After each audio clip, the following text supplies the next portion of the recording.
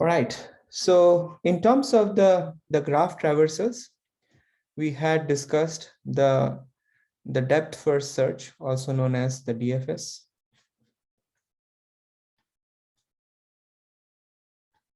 So in the DFS, the key point that we learned is the ability to venture out into the nodes in a depth first fashion.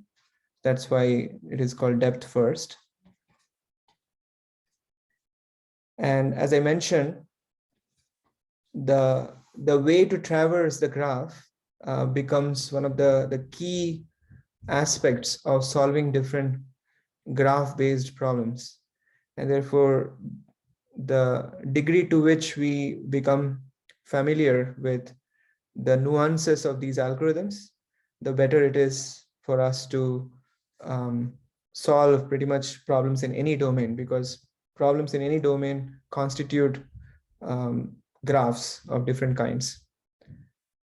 So let me just first throw out one more challenge in the category of the depth first search.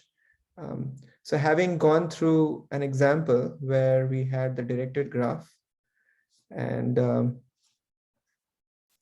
we came to understand how to approach the problem of finding cycles.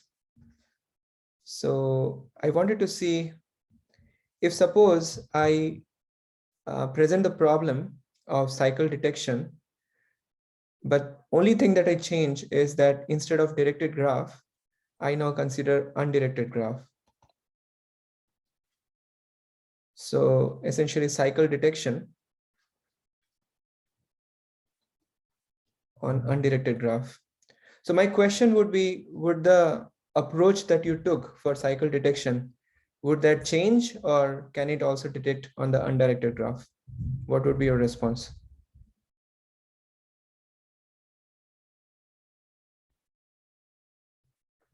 Any thoughts? So this was our directed graph. And suppose instead of that, I had some undirected graph. Actually, direction of this arrow I meant to.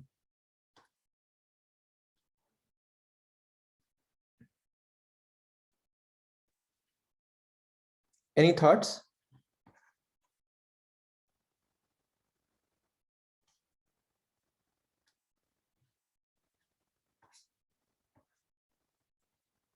Do you think the same algorithm can apply for undirected graph that we used for our lab assignment?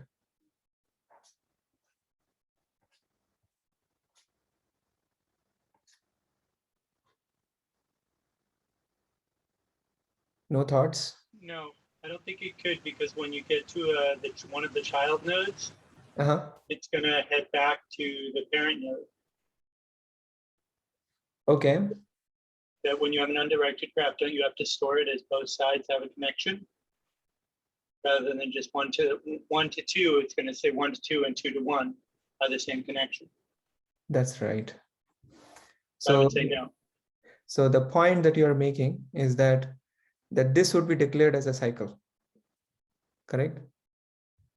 Because there is a connectivity from 1 to 2 and 2 to 1. Very good point. So what adjustment can we make to the algorithm so that this can be somehow or other eliminated, or this can be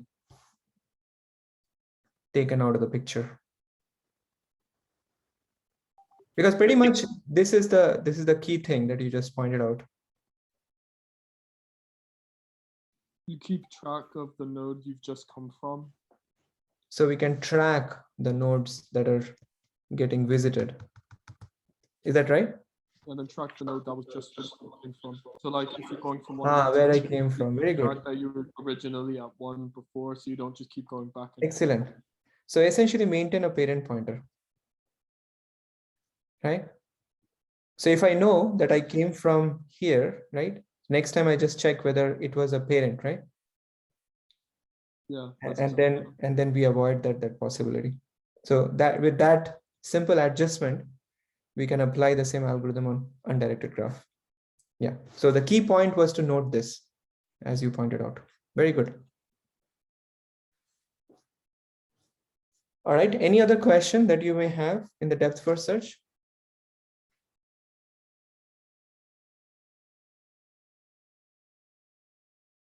All right.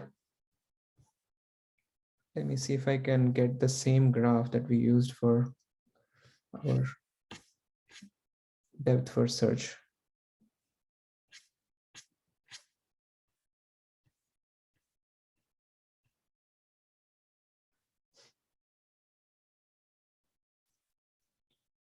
Okay, so let's just take the same graph just so that you have an apples to apples comparison for understanding the breadth first traversal instead of I drawing a completely brand new kind of a graph. Okay.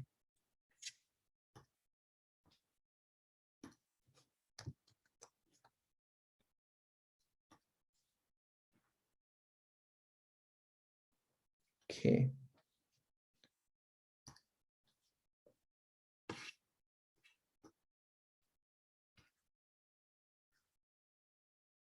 All right, so now, so I have a graph on which now I want to apply breadth first search or BFS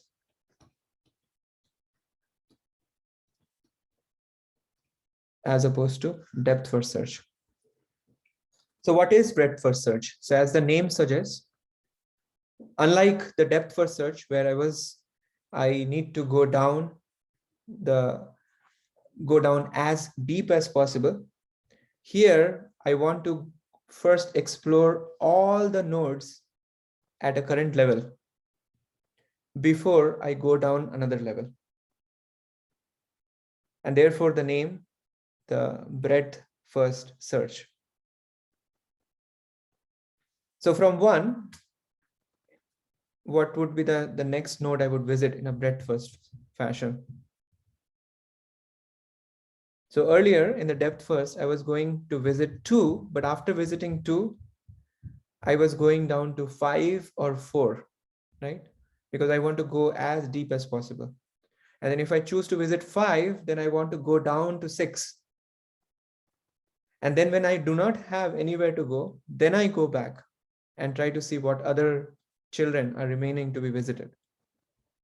So therefore, whenever you see a recursion, right? Whenever you see a recursion in the visiting of the nodes, that you should immediately smell that is a depth first, right? And recursion means what? That means there is an implicit stack getting maintained, correct?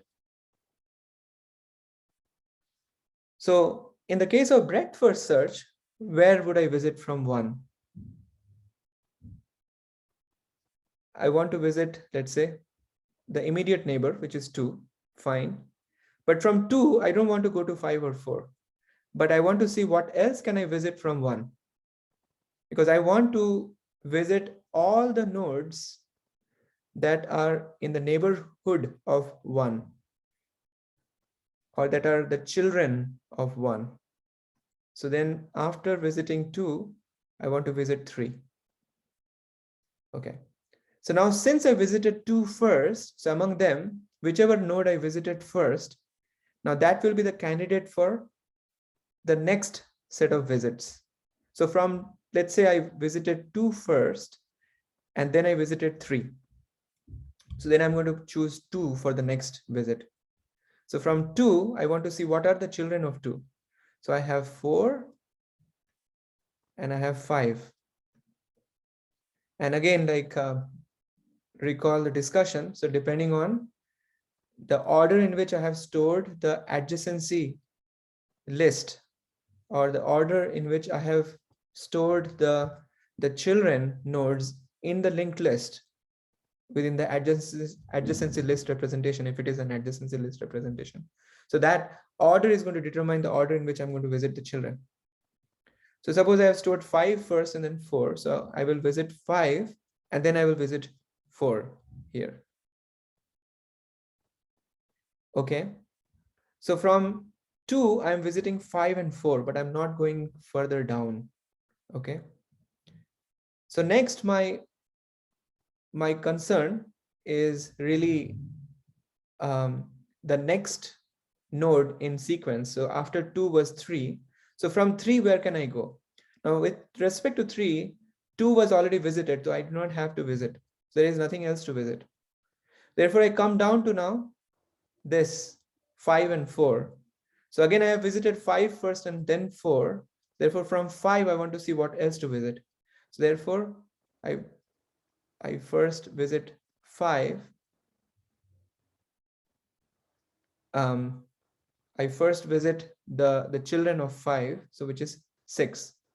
So the order in which I'm visiting here, so 1, then 2, then 3,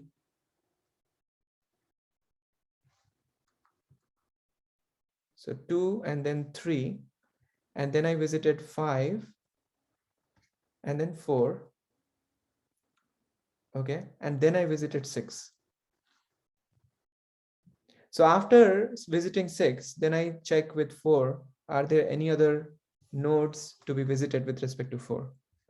So you can see, so I am going level by level here, if you analyze carefully. So first level was 1, and then the second level was 2 and 3, and then the next level was 5 and 4, and then next level was 6.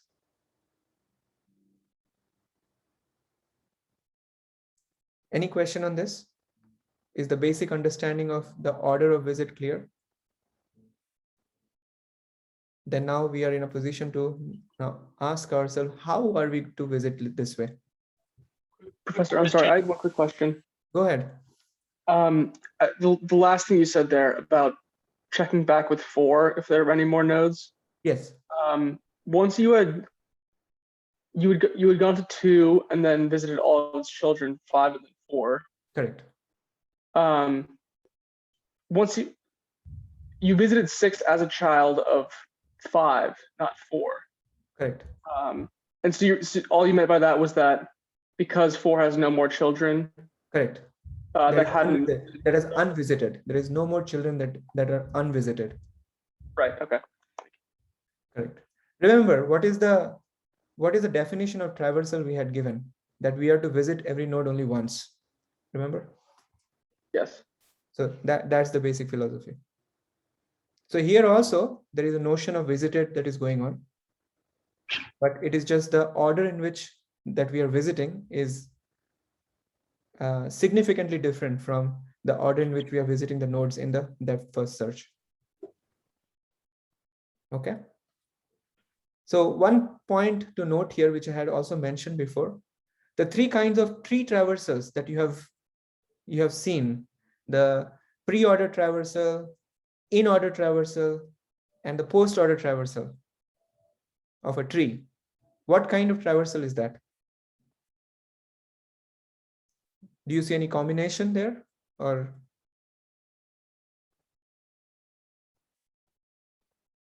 any thought?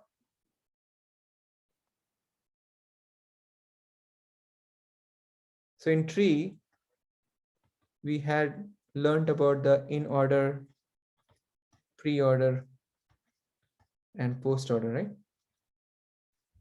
And we also mentioned that in-order is only relevant for binary trees.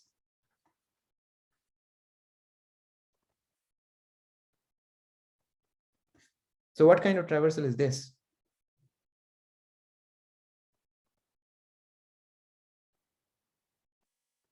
This is post order. No, I'm asking whether it is a depth first or breadth first.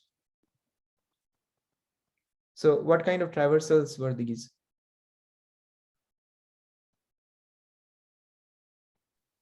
DFS. Right. So all of them are DFS. You can see that there is a recursion, right? The moment you have a recursion, so you are kind of forced to go depth first, is it not? It's just a question of when you are visiting the current node, whether it is before or after exploring the depth. That's the only difference that got created in terms of pre versus post, or in order in the case of binary trees. But all of these were examples of just depth first traversal. But we did not introduce these terminologies, so we did not have a particular vantage point to discuss that. Okay, so now let's see how we are to implement a breadth first search. So we see that in the case of depth first search, the key data structure behind the scene is a stack.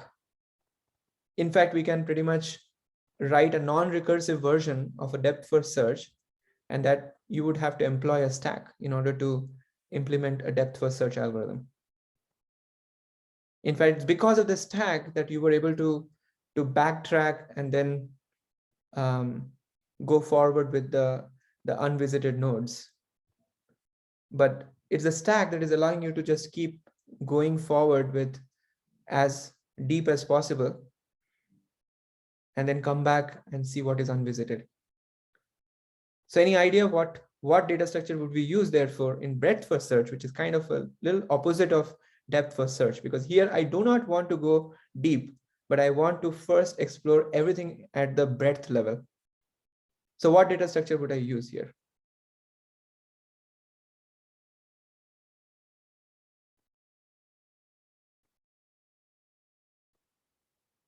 What have we studied just next to the stack? What data structure have we studied just alongside stack?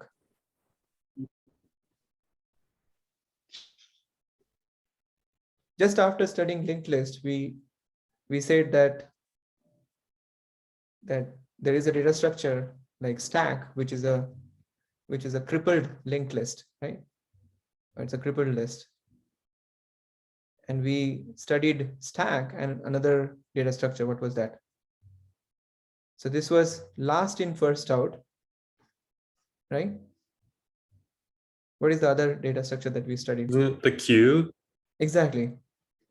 So we had studied the queue, right? So queue is kind of opposite of stack, is it not? This is first in, first out, right? So if you think about it now, if I have to produce this output of a breadth first search, how would it look like? Suppose this is a queue, okay? So first in, first out, which means that you whichever comes first, right, that gets the first opportunity to be explored, is it not? So suppose so I'm writing down the front and the back of the queue, right? So typically, like in a queue, you come from the back and goes out from the front, correct?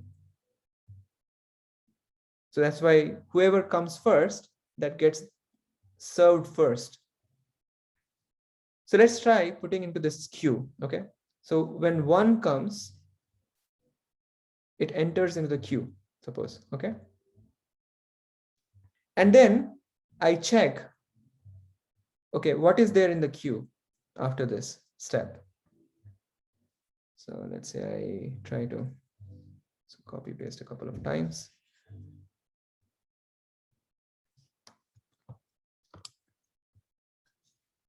So I want to check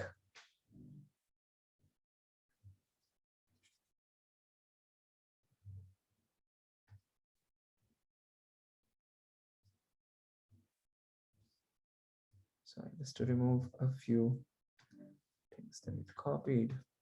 So let me just copy it one more time. Okay.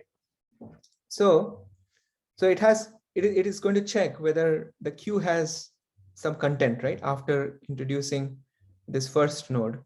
And I see that, okay, it's there. So I dequeue.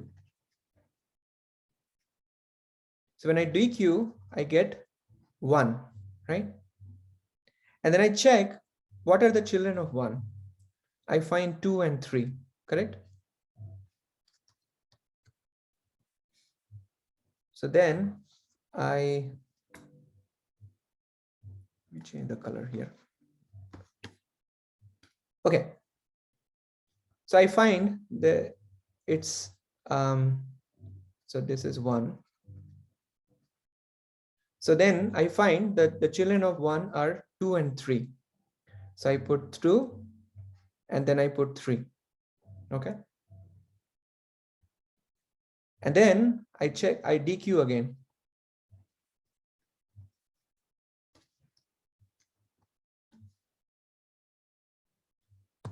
Okay. So here I NQ'd 2 and NQ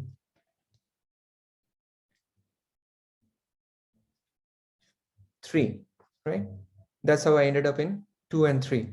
And I NQ'd 2 and 3 because 2 and 3 are children of 1, right? So now when I DQ at this point, what do I get? I get 2 out, correct? And I am remained with 3 only, right? So I check what are the children of 2. So I see 5 and 4. So NQ 5, NQ 4, right? So I go 5, I go 4.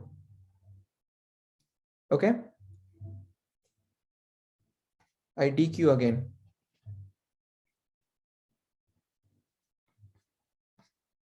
What do I get after DQing? I get 3, correct? So I come here and I examine. So here I have now, okay. So I have got 3, sorry. I've got 4 here because I have DQ'd 3. I've got 4 and 5.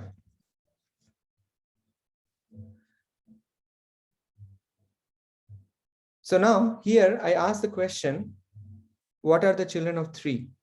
I don't find any children, right? Why is the order switched to 4 and 5? Yeah, thank you. 5 and then 4. Thank you. Okay. So I find that 3 has nothing. So the next step, I DQ again.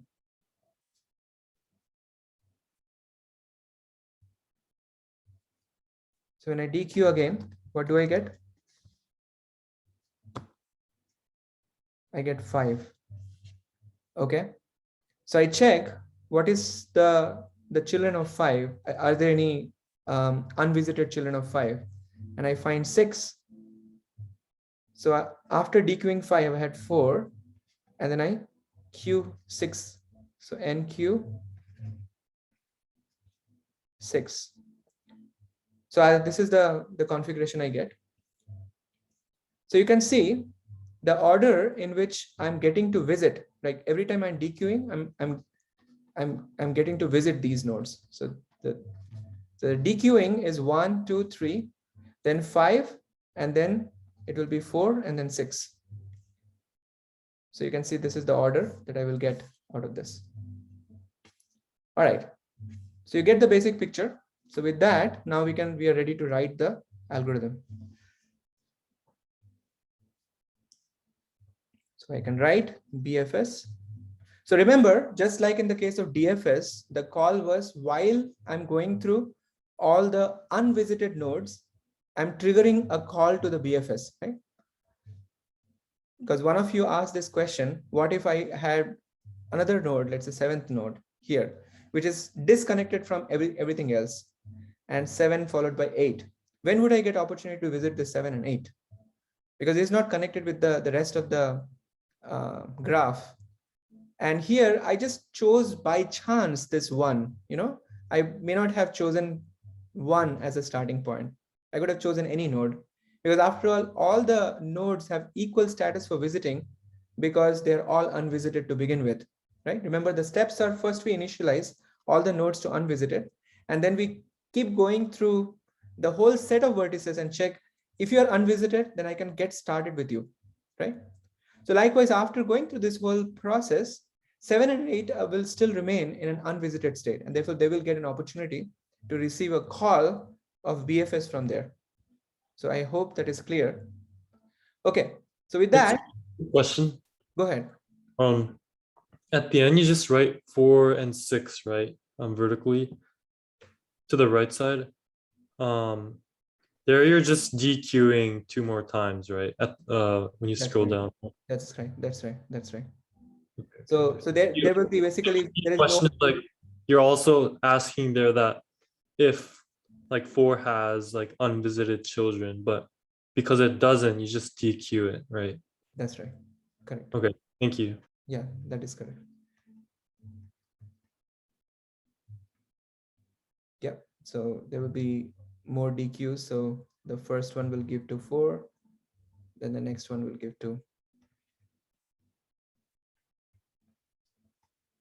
6.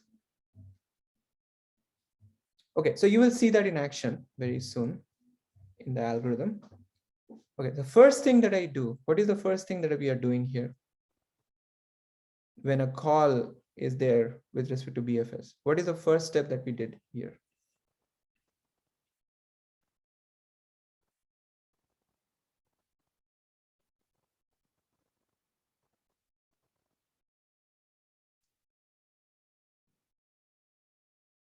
What is the first thing that we did? We get the opportunity to visit it, right? So we can say that I am simply visiting. So N visit. And remember, visit means you do whatever you want to do with that node, right? And I mark this to visited. So visited equal to true. So note that before we call BFS, all nodes are set with visited equal to false. Okay. So before we begin, so that's the status. So when I encounter this node, visited equal to true. Okay. What else am I doing apart from setting the visited equal to true? What did you see? What we did as the first step? What is the first step we did? Actually, we did not write it down here. We should have written it. So we did NQ of 1. That's what we did as the first step, correct? So let's go down and see. So we can say N. No, not N. You can say our Q, whatever. So Q is our Q. So Q dot NQ N, right? Then it has to enter a loop. What is the loop that it is entering into? What is the thing that it needs to loop around? It has to keep picking from the queue, right? So at every step we are doing this DQ operation, right? So, but how long can we go on? Isn't it like so while the children aren't, or while Till the children the queue are is empty. created, you dequeue and then you enqueue the children? So we can go on till the queue is empty. We want to continue to process till the queue is empty. So because we entered at least 1 to begin with, so we get an opportunity to enter into the loop. So the main loop is while queue dot empty is false, so not. Okay. So we entered into this while loop because we already put something, the first N we put in.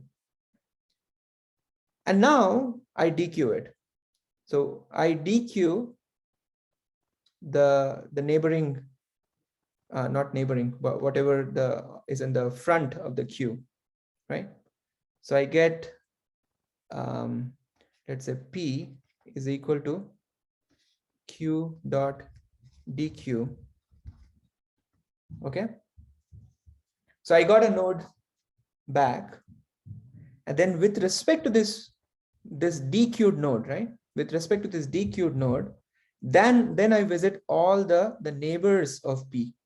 So for all nodes, let's say W, okay, such that P comma W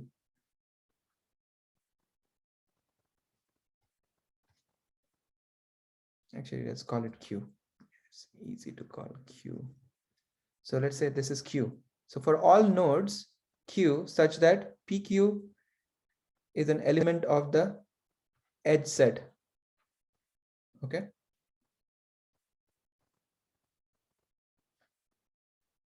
Then if Q is not visited, right?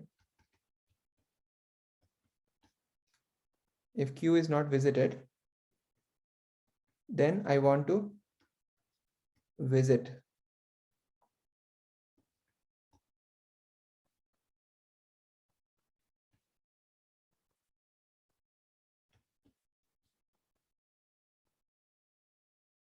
and I want to mark Q dot visited equal to true. What is the last thing I should be doing? For every node, what are we doing?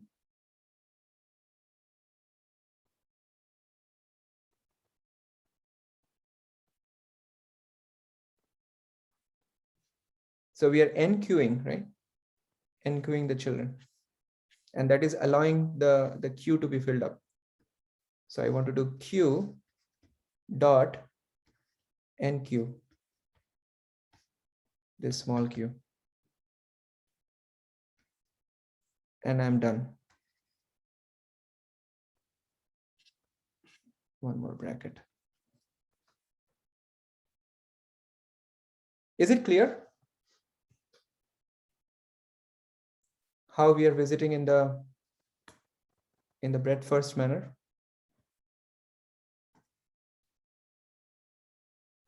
So now if we take this queue and replace with a stack, right?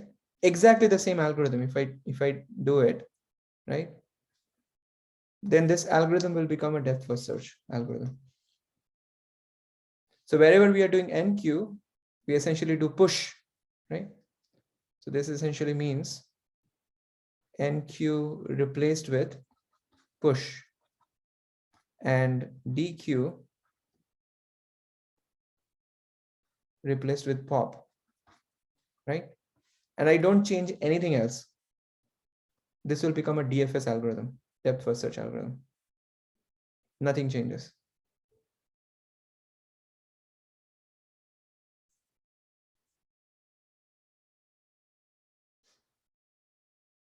Okay. So now what is the time complexity of this algorithm?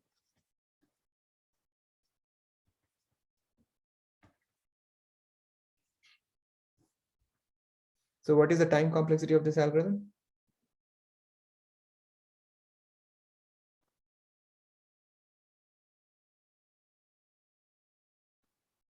So you're visiting every node, right?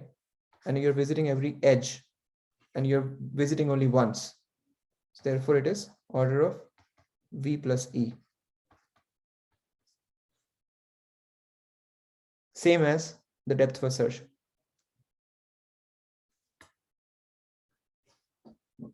Any question on the breadth first search? So when we are going through the review, we'll do some problems there.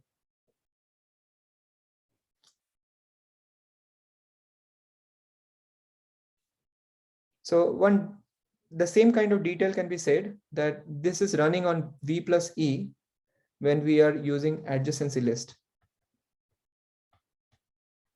So when it is adjacency matrix, just for the same logic that we had presented, then because in order to find out whether there is an edge or not, it goes through the there is a for loop here for adjacency matrix, this becomes a for loop over all the vertices to find out whether there is an edge or not. And therefore this ends up for adjacency matrix being V square.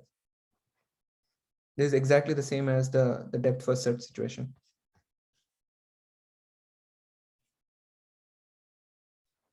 Okay. Okay, now let us introduce another kind of graph, which are called weighted graphs.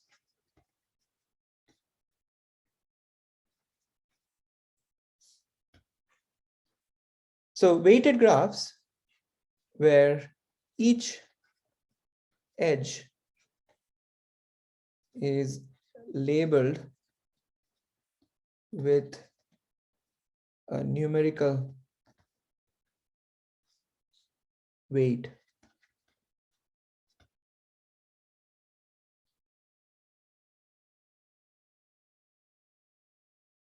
So you can imagine, like in the case of adjacency matrix, we typically are showing whether it is true or false when there is no weight as such. So here the example would be, if I draw a simple graph like this, 1, 2, 3. So there are values that are getting carried over here on the edge, right? So in the case of adjacency matrix representation previously, without any weight, right? Without any weight, it was just true or false, indicating whether there is an edge or not. Now, when there is a weight, then you're going to just put the weight in that matrix, right? So if you have, so 1, 2, 3, 1, 2, 3. This is the adjacency matrix representation. So from 1 to 2, instead of writing true or false, you're going to write 5. From 2 to 3, you're going to write 7. So what about other entries? So you're coming up with an entry which is not possible. So suppose the weights are non-negative weights, which is common for many of the problems. So in which case all other entries will be -1, signifying that there is no edge. Okay, so this will be the representation in the case of adjacency matrix.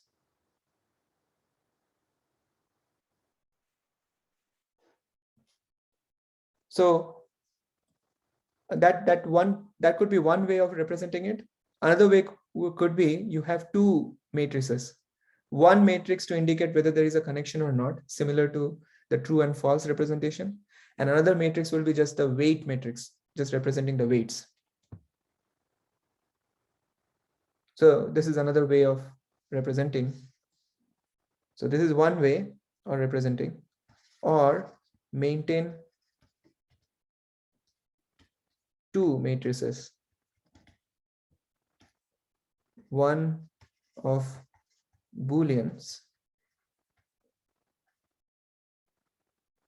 and the other with proper weights. Okay. Now, in the case of adjacency list, you can see that with respect to every connection that is being made, or edge needs to be explicitly captured. So in the case of adjacency list representation, one can have a separate edge data structure, maintaining the weight. Okay, so you're going to see this in our lab today. So you will experience this, how to capture the weights very soon. So now let's jump into the problem that we wanted to capture with the weighted graphs. And the problem that we want to work on now is a single source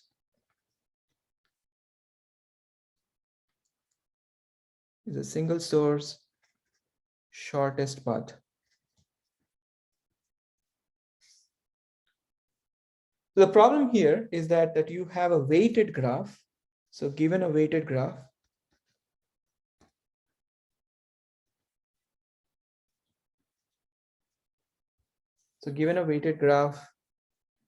let's say G equal to V comma E. So we can add another W as a representational argument, indicating this is a function. Okay, this is a function. So W is a function. V and E are sets.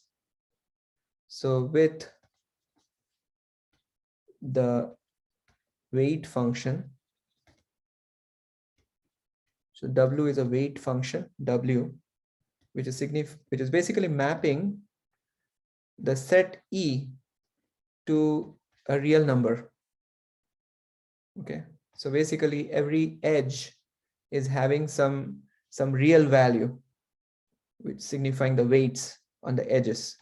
So this is mapping the edges to real valued weights. Okay.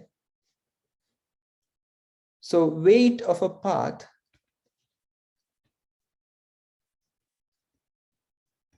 P, which can be going from V0, V1, dot, dot, dot to Vk, is the sum of the weights of its constituent edges.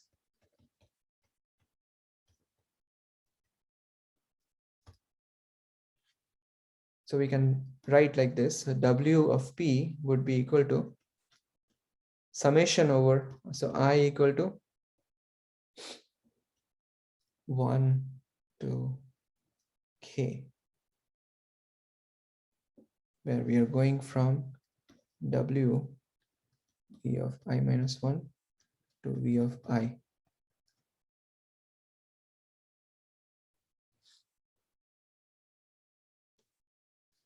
So just so that it doesn't look very theoretical, right?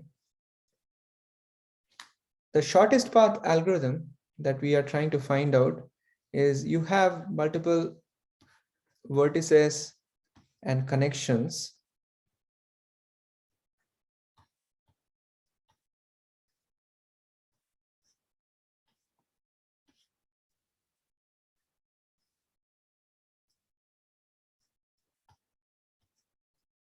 So we are identifying, so here the problem is that there is a single source. So we are identifying a node as a source. And with respect to this source, we want to find shortest path to every other node in the graph. And here, what we are signifying as a weight, so every edge is having some weight. And let's say the weight of every edge is a non-negative figure. So it's like 3, 5, 8, 6, 12, 1, 0, 20, 3, 6, 4. So this is how the weights would look like. Now you can map it to the shortest path, as the name is suggesting. You can think of there are different points of interest, and they are connected through some paths or some roads, and the distance is marked, and I want to find out how can I reach from this S to any other node in the shortest possible way. Okay, so shortest path,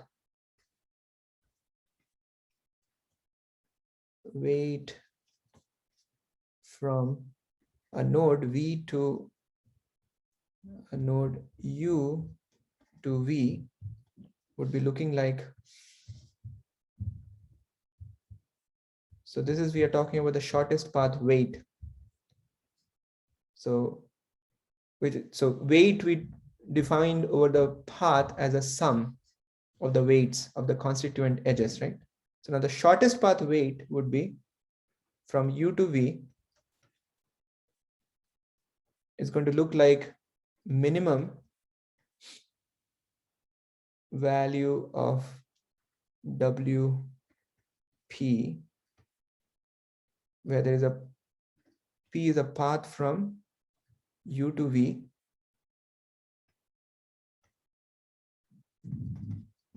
There is a path from U to V. So we want to find out the minimum value of that. Otherwise, there may not be even a path. So this infinity is signifying that there may not be even a path. So then the shortest path from vertex U to V, essentially any path P with weight WP equal to delta U comma V. So our goal is to find such a path with the shortest path weight.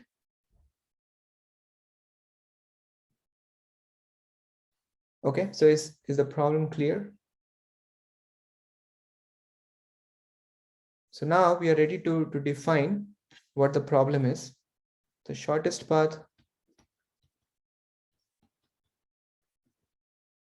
problem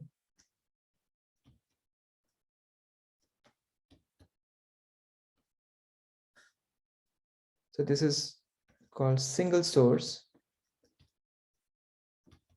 shortest path problem. So given a graph,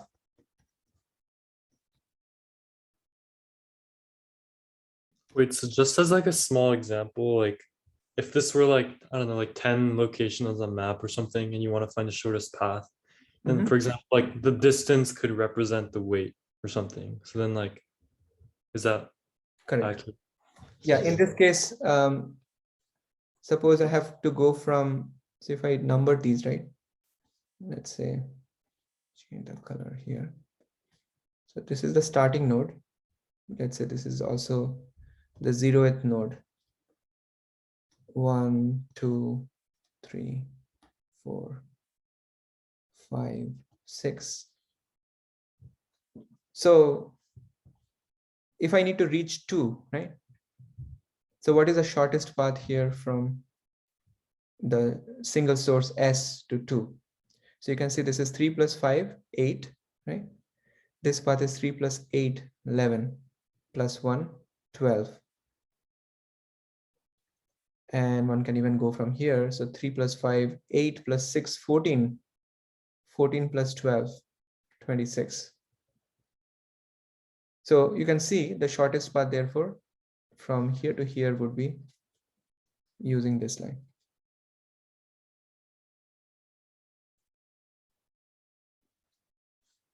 So, Professor, I thought are the weights assigned randomly in that example, or how are they assigned?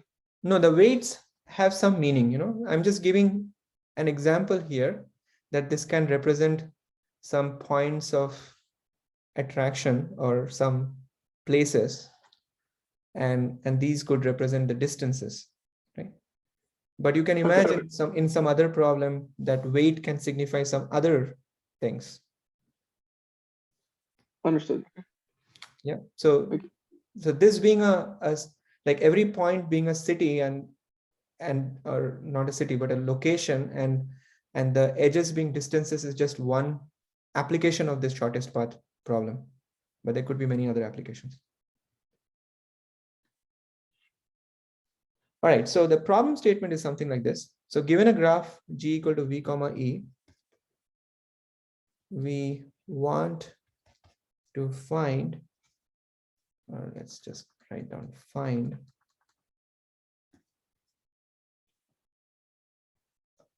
a shortest path, because there could be multiple shortest path, a shortest path from a given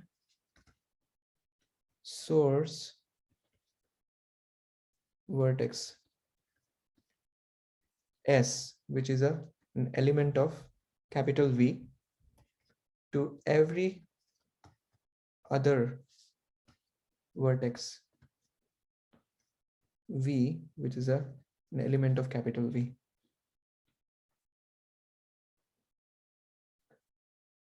So this is the single source shortest path problem. So how do we go about doing this? So one, I got a quick question. go ahead. How is a path of length 0 or weight 0 treated? So if you scroll back up, Right. From S to 3, and then from 3 to 6, obviously that's a path of weight 0. So you can How- think of like there is a water body in the middle, you know, something like that. Okay. So in other words, if you want to map to a real world example, right, there would be some notion that is making it happen to 0. Like this is like a a river flowing in between. Right. So something that would not constitute. Yeah, exactly. And because of which Yeah. this is on the it has to kind of go around the river because of which Okay. it's longer, you know. Yeah, because my follow-up was going to be, wouldn't that technically make 6 and 3 the same distance from S if the path would be 0? Correct, But I guess you don't treat Right. it that way. Okay, that makes sense. Thank you. So my point is that like it can be different reasons because of which something can become 0 depending on the application. And so when I drew the diagram, I'm not necessarily saying that this is the distance sort of a problem, you know. So it can map. Why can't you just like eliminate that edge then if it's just 0? Like, is there as you saw, like there could be another edge, right? or I know, but like between 3 and 6. You can you can eliminate that edge, or you can, if you want to show it for some reason, right? There could be it has some information content, so to speak, right? So that information content can communicate that, okay, there is something that is going on between those two nodes. Okay, that makes It's sense. a question. It's a question of whether that information is relevant or not for your application. All right.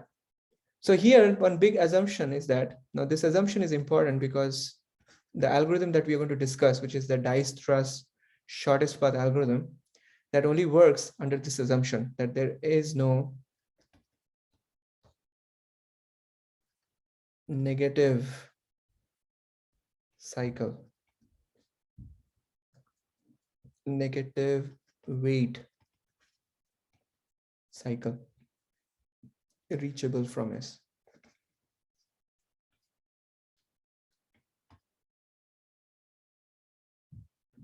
Otherwise, the shortest path weights are not well defined.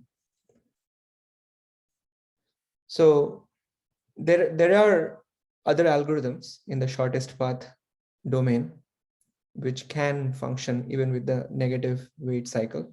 But at least in this particular course, we are not going to go into all the various kinds of shortest path algorithms. So our focus is going to go into only one algorithm, which is the most popular algorithm, that is the Dijkstra's shortest path algorithm. So in order to understand the algorithm, let's understand a very important step called relaxation.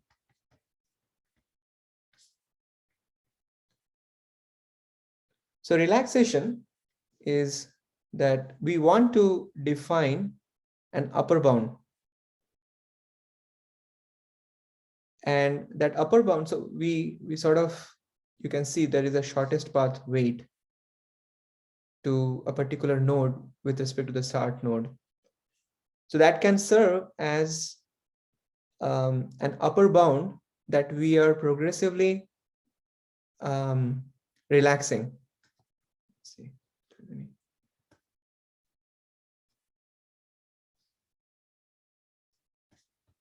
So somebody is asking. So this is pronounced probably as Dijkstra's. J is sort of silent. So this is the algorithm that we are going to study. Okay. So what we want to do in the relaxation step is we want to repeatedly decrease an upper bound on the actual shortest path.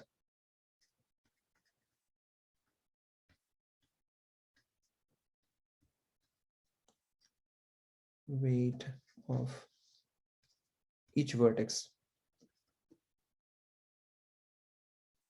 until the shortest path weight equals the upper bound.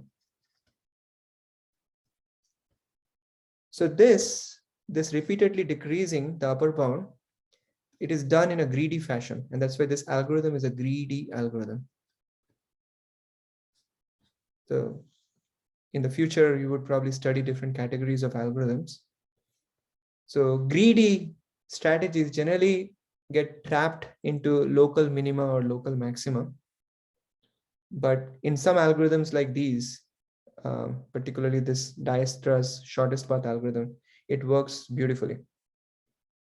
And greedy means whatever I found to be the best currently, I want to maintain it without necessarily exploring all the other things that I have not yet explored. So we want to exploit this property. What is that property? That the shortest path between two vertices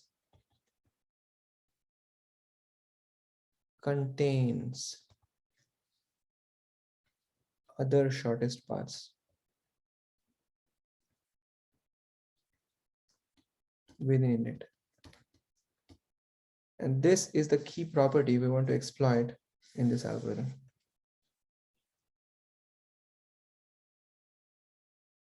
Okay. So now let's get started. So here, suppose that a shortest path P from the source node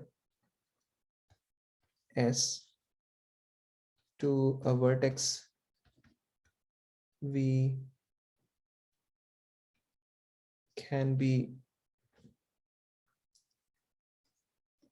decomposed into, so it can be decomposed into S using some path, let's say P dash to U and then to V for some vertex U and path P dash. So what we are saying here, so here in this case, so in order to reach 2, right? So you can be reaching to 2 from either through 3, you can reach 2 through 4, you can reach through 1. So through the shortest path, I want to arrive at 1. Through shortest path, I want to arrive at 3. Through shortest path, I want to arrive at 4, right? Then I have to just look at my immediate weight that is coming from the neighboring node. So this is like the V, and then the U can be 1, 4, or 3.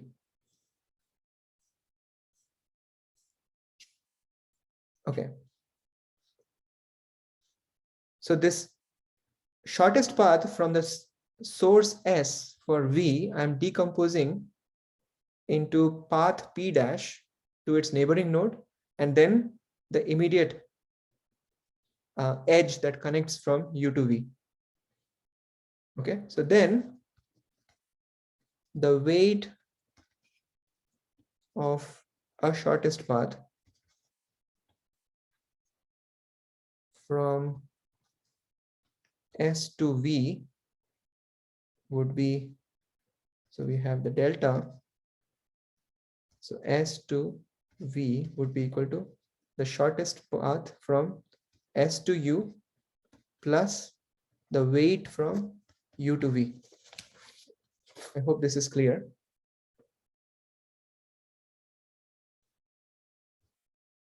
So therefore we can say, so for all edges U comma V, which is an element of E, we can see that this is going to hold true.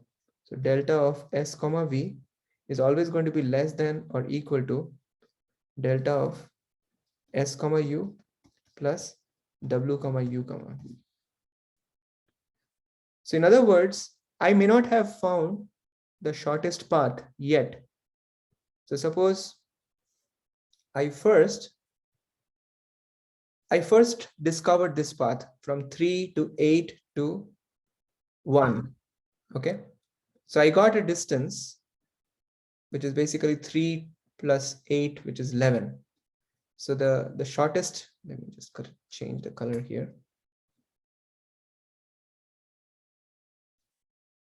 The shortest path estimate to this node 3 is 3 plus 8, which is 11.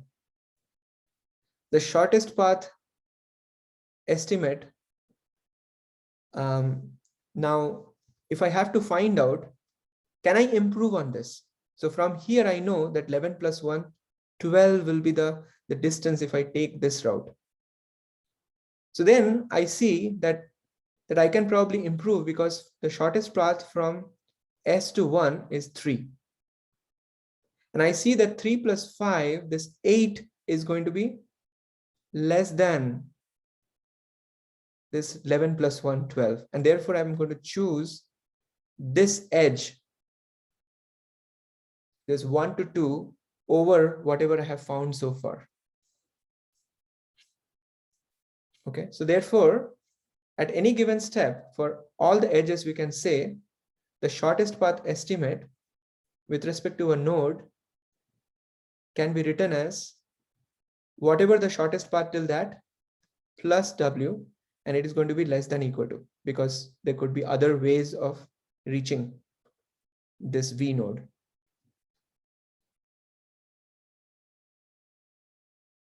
Okay, so once you have clarified or understood this point, so now we can now maintain for algorithmic purpose. So for each V, so each vertex V, which is an element of capital V, you maintain an attribute which is, let's say, D. Okay, so D is what? This is the shortest path estimate. Shortest path estimate. Okay, so this D is essentially our delta, is what we were referring to, but this is now we are going to get into the understanding the algorithm. So let's call it D, which is an upper bound on the weight of a shortest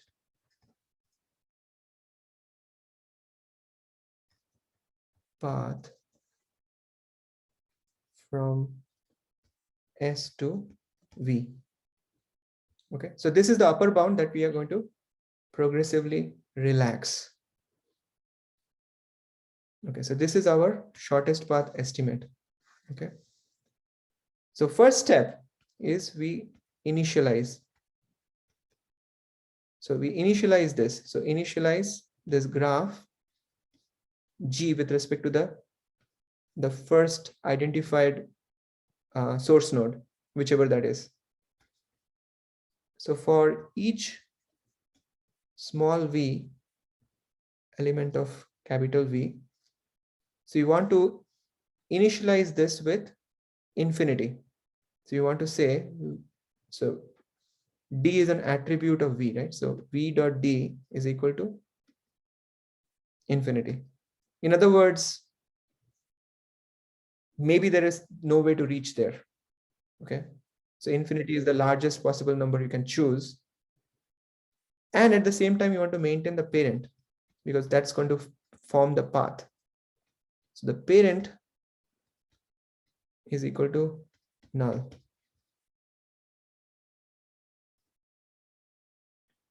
And for the source node, I know for reaching the source node to the source node, it is 0.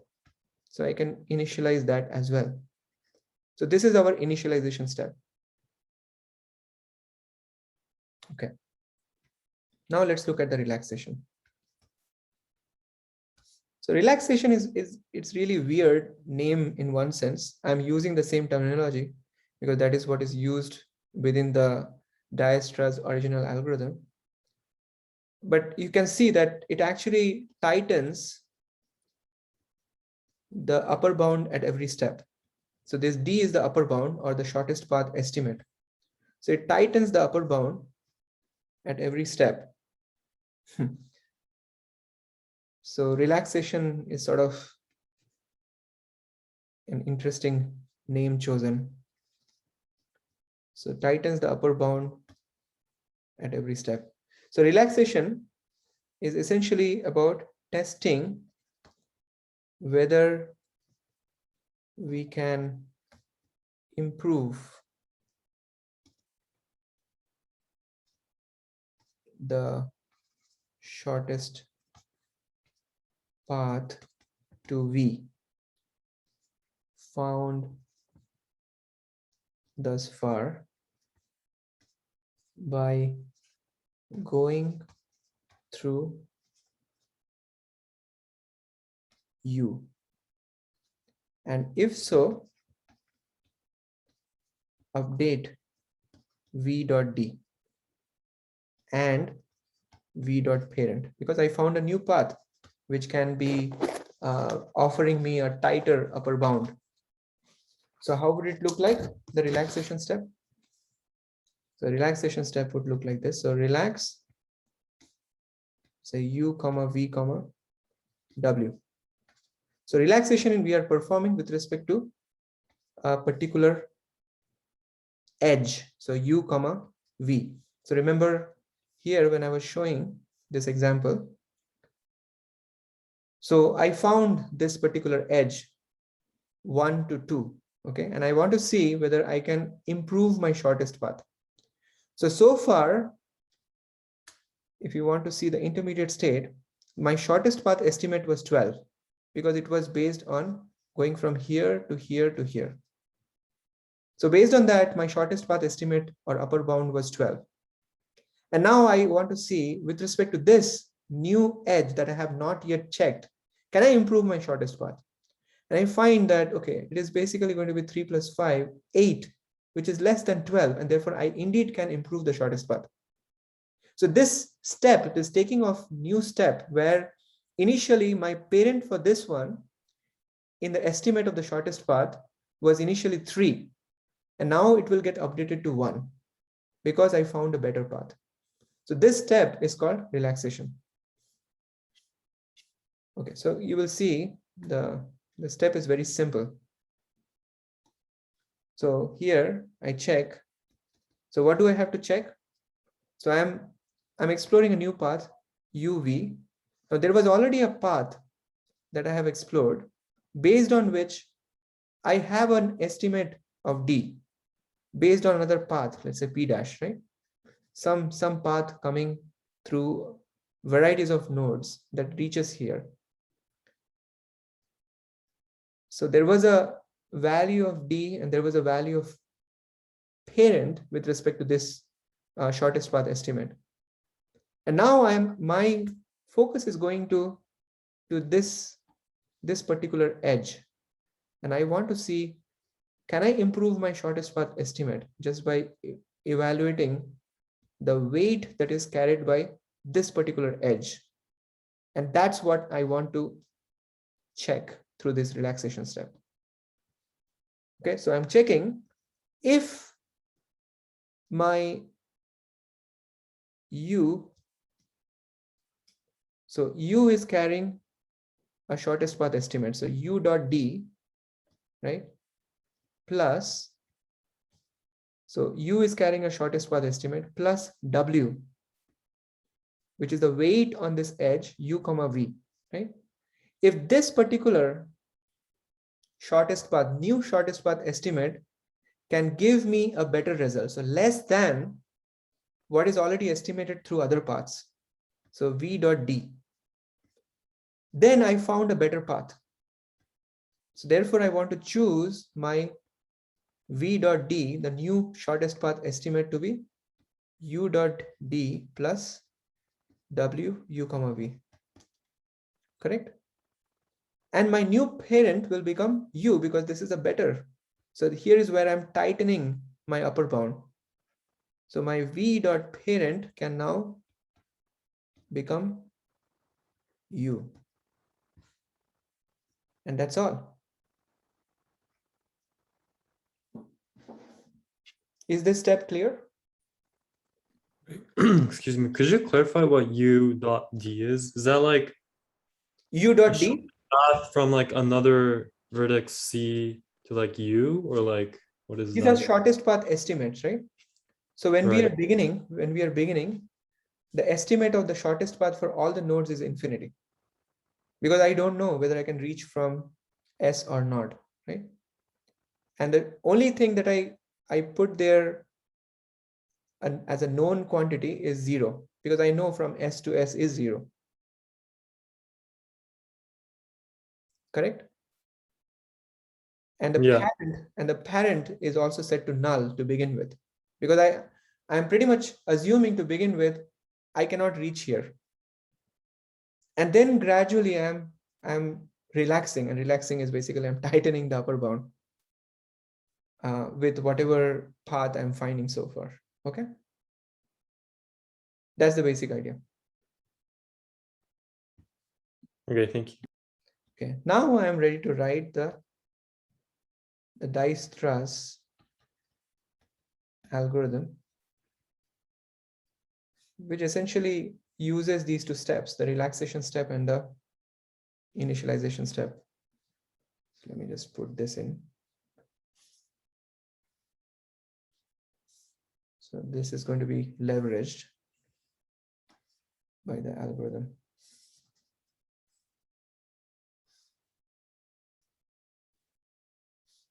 Okay.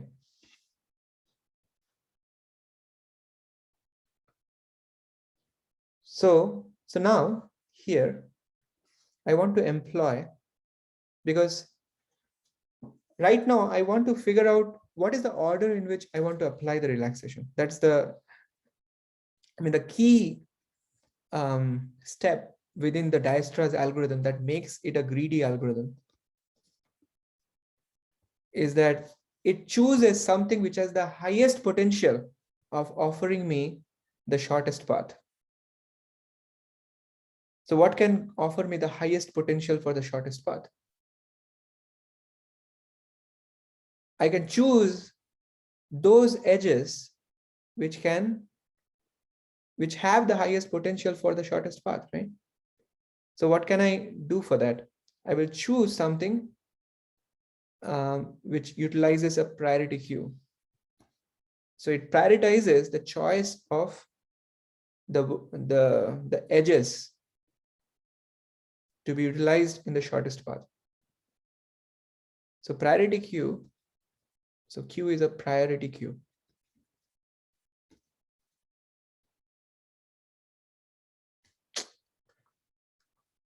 Queue. It's a priority queue that contains all the vertices in V minus S, V minus small s. Okay, the except for the source vertex, and it is keyed by the D values. Does it make sense? So we are progressively getting the D values, which is the shortest path estimate. So how is it going to function? It is going to pick something which has the highest potential for offering the shortest path. So it will pick something which is the minimum D as the offering. Okay, so it will look like this. So now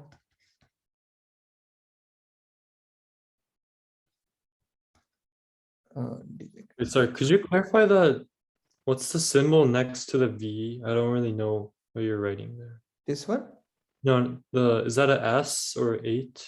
Or I don't know. Is that like shortest path vertex? this is the source vertex, right?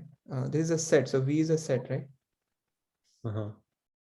So we are just saying that we take all the other nodes except for S. Mm-hmm.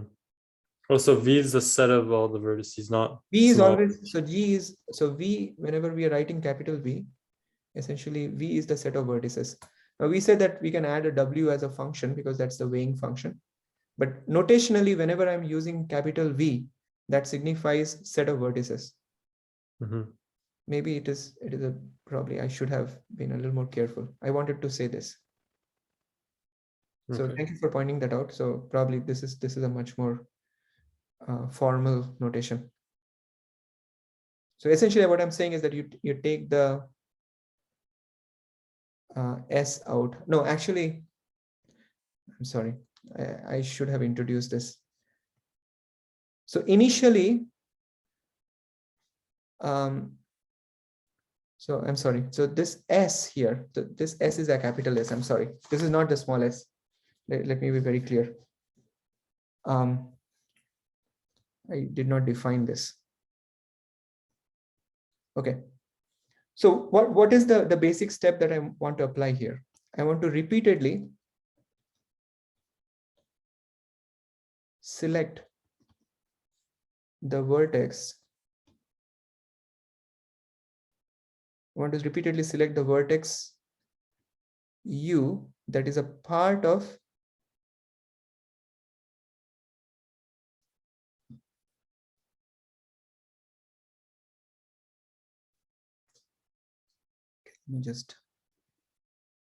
I think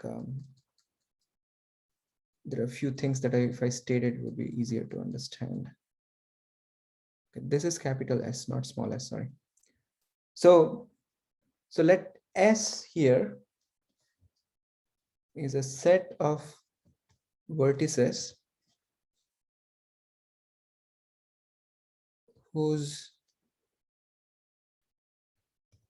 final shortest path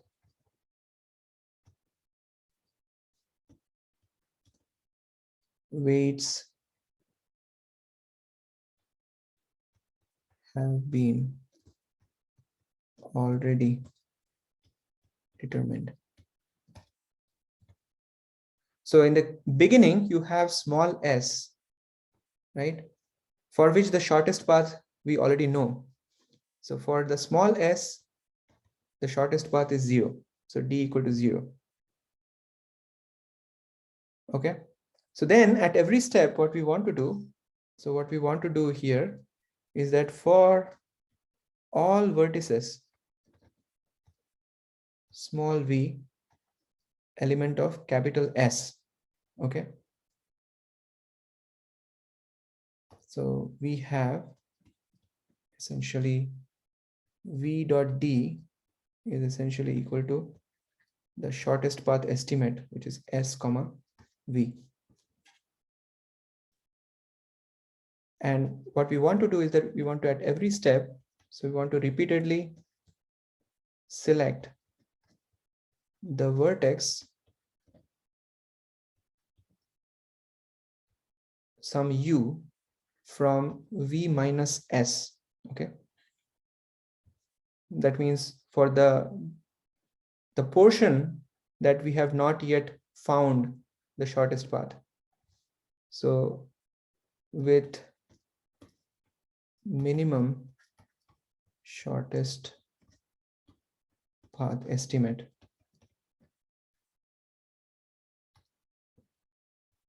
And then we insert U into S and relax all the edges, leaving U. So this is the step that we want to take through the algorithm. You will understand once I write down the algorithm. Okay, so here, the first step we want to do is initialize. So we already showed what is initialize. So for all the other vertices except for the source vertex, the D has been already set to 0. Sorry, the D has been set to infinity, and the source vertex, the D value has been set to 0. That's the initialization step we took. And likewise, the parent that is known so far is only for the source vertex S, which is set to actually the parent vertex for all of them has been set to null pointer. So that's where we are beginning the algorithm. So initially, nothing has been, no shortest path has been found. So this capital S set is empty. Okay. And we put inside our priority queue all the vertices. Okay. So all the vertices now with the D values. Now D is the shortest path estimate or the upper bound, whatever you want to call it. So based on that, we are putting into the priority queue. Okay, so the queue, so this is put into the priority queue.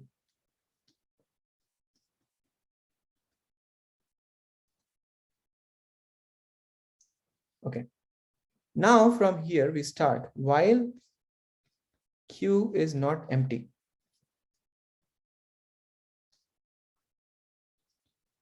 Queue is not empty. What is the first step we do?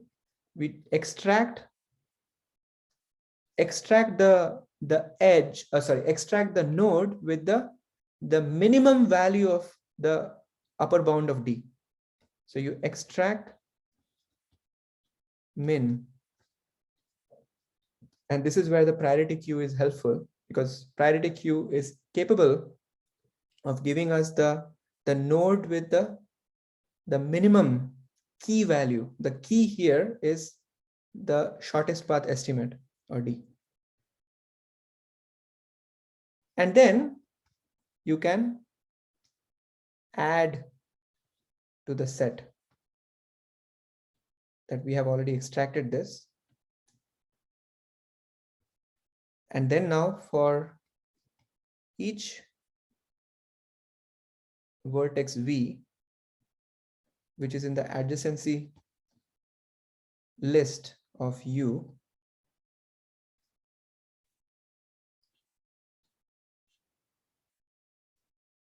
I just want to make sure that you understand this notation. This is the element of.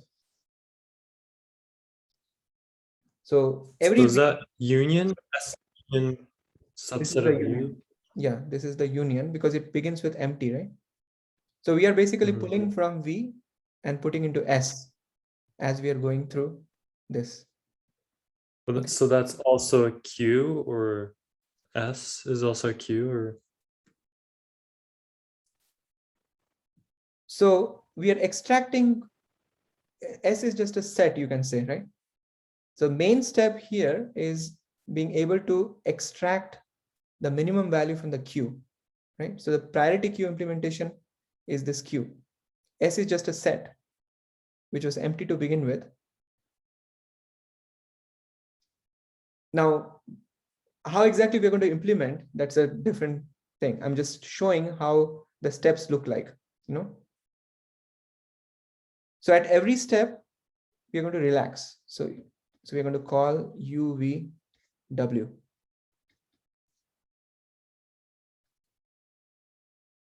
and then we are done.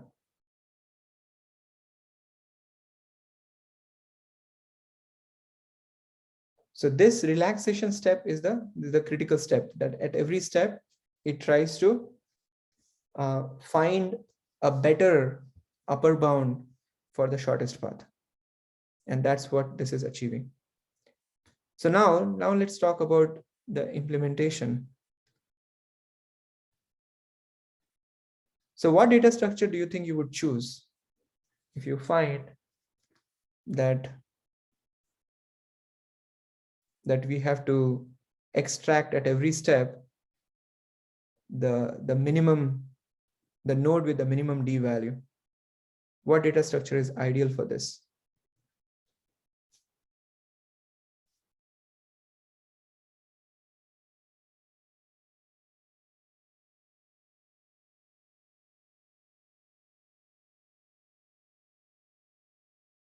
What is the implementation that you have learned for priority queue?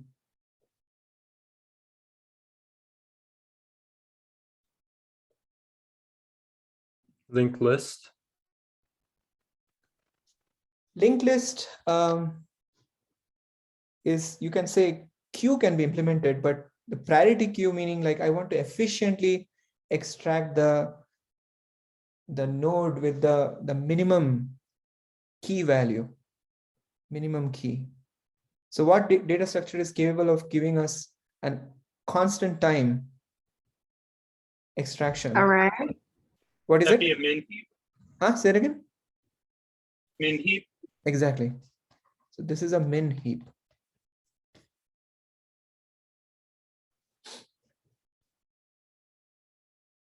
So what is the complexity of extract min? Actually, get min is constant time. Extract min is log n, because after you extract that particular node out, it changes the heap order property. So you have to maintain that as well.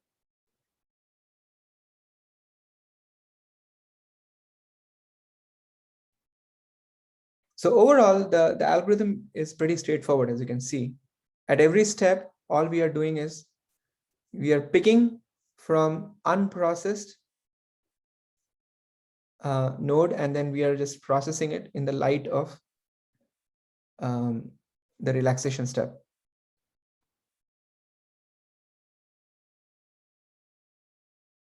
And the greediness is coming from here, that we are extracting the minimum value node. So this is the greedy step. So is that a priority queue built on a min heap? So min heap is the priority queue. So when you're doing extract min, you're essentially calling on the heap data structure effectively in terms of the implementation. Okay. But there is one very subtle, there is a very subtle detail here. And what is the subtle detail here? The subtle detail is that this guy is updating the D value, correct? Which is our key essentially, correct? So what does that mean? That means the heap order property will get a little destroyed at this point, correct? So you would need to somehow maintain the heap order property here. Otherwise, we will be in trouble. So this is some implementation detail.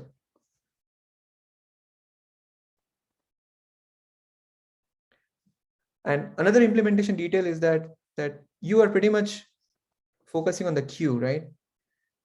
This is not playing such a big role. So this is not such an important detail. This is just when we are writing down the algorithm, we are just showing up that we are progressively moving from the queue to S, and S is just signifying that I'm done essentially after adding all of the. So at the end, S will be a full set of nodes that have been processed. So that's why I said, like, implementation wise, these two steps are are effectively can be avoided, or there is nothing that you need to do.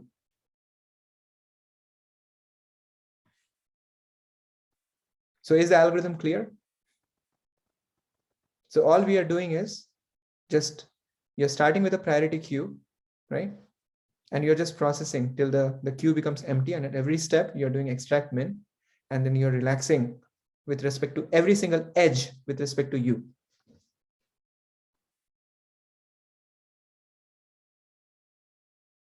Okay, so we are not going to discuss any further on this because this is our lab assignment for today. And we're going to go through an experience of this. And you will have a good amount of understanding after going through that lab exercise.